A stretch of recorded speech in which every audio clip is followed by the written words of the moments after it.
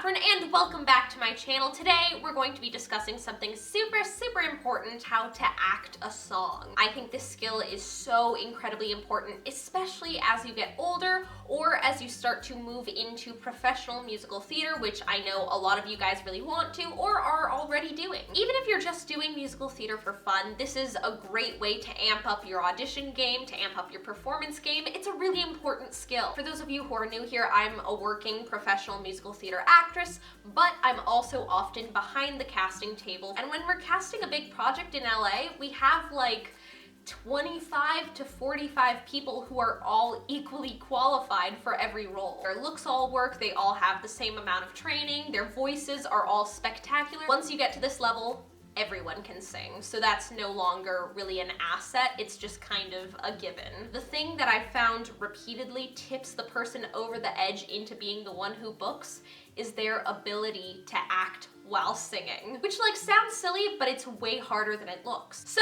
that's what we're gonna talk about today. Question of the day, what's the last song you auditioned with? Let me know in the comments down below. I think the last thing I used was Soon from A Little Night Music. So the first thing you wanna do when you get a side or you get a piece of sheet music is that you want to mark the thought. Keep in mind that each thought doesn't necessarily mean a sentence. It can be longer or shorter than a sentence. It can be longer or shorter than one phrase. Musically, it's really up to your interpretation. Like, off the top of my head, the first thing that comes to mind is like Greenfinch and Linnetbird from Sweeney Todd. If you look at that just like chunk by chunk, a performer might be inclined to be like, Greenfinch and Linnetbird, Nightingale, Blackbird, how is it you sing? Three separate things, because that's kind of how it's written musically. But if I was performing the song, I would probably look at that phrase as one thought. It's all up to your interpretation as a performer, but I've found that going in and physically marking the different thoughts with a pen really helps me. Personally, I'll even do that for songs that I'm not even singing in and just reacting to. For instance, here's a screenshot of my libretto for Stay With Me during Into the Woods. As you can see, I went in and marked each different thought and wrote out exactly what that means. Because some of the phrasing and the lyrics are so general and weirdly amorphous, I went in and wrote in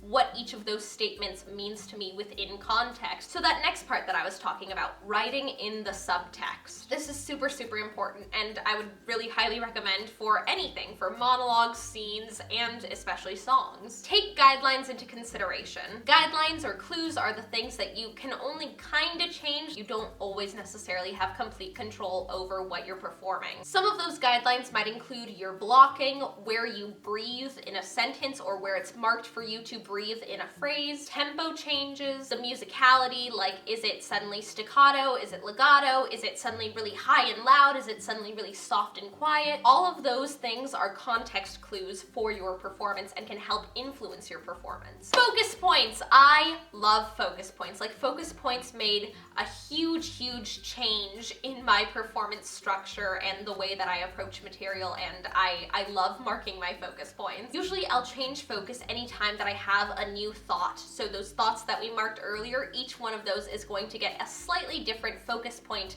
to help tell the audience like, oh, we're on to a new thought. And granted, the focus point changes that I make are very minimal. It'll just be like the difference between here to here. It of course depends on how big the house is, how big the playing area is. The other big thing about focus points is to not change focus until you finish a thought. Because here's the thing, if I'm talking to you right now, I'm not going to just start looking over here while I'm talking to you, right? Like, it makes no sense. Again, up to you, but that's something that I've noticed really helps me. Don't move unless you need to. There is a huge power in stillness. I'm like a super animated person, so I never stop moving like in real life, but when I'm on stage, I don't move unless I have to. I don't move unless I feel an absolute need to. Any kind of extraneous movement that you do detracts from your performance. Like, the audience will be like, oh, why is she playing with her hair? Why is she touching her dress? It might just be something that you do unconsciously or nervously or whatever, but now the audience is suddenly staring at you playing with your dress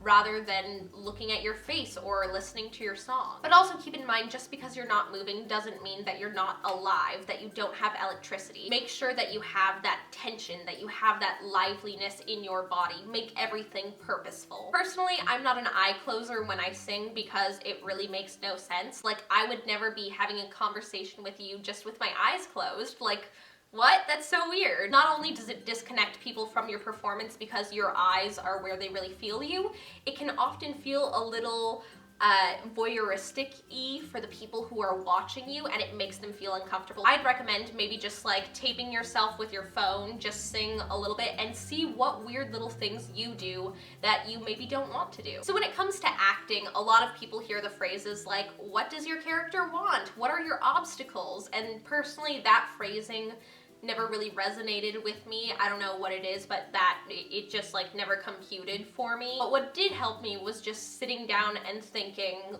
what's going on? What is the reality of the situation? What's going on with your character? Which I realize is basically like the same question, but that phrasing just always threw me off. So what's going on for your character? What are they feeling? What is this song about? What is happening to them during this song, and what are they learning during this song? Keep in mind, especially if this is for an audition or a concert, the context of the song within the show might not necessarily be your playable reality when you're performing it out of context. For example, if you're auditioning with like Dying Ain't So Bad from Bonnie and Clyde, if you're in an audition room at 8 a.m., maybe don't play the reality that you're bleeding out, hiding in a shed with your boyfriend because the police are shooting at you. Because that reality is just kind of a lot. It's a lot. And clearly within the context of the show, that's what you need, but maybe not necessarily in an audition situation. Try to make the song relatable to you. Try to find your own truth within the song. For example, Dying Ain't So Bad Again, I've never been on the run with my 1930s outlaw boyfriend. I can play that, but that's not truthful to me. I've never experienced that. The heart of the song I have experienced. That song is really about, if everything went away today, I'm glad that I at least have the memories, that I at least made the choices that I made because I'm happy with my life and I'm happy with the outcome. That is the heart of the song, removing, you know, the extraneous context and where it falls in the show.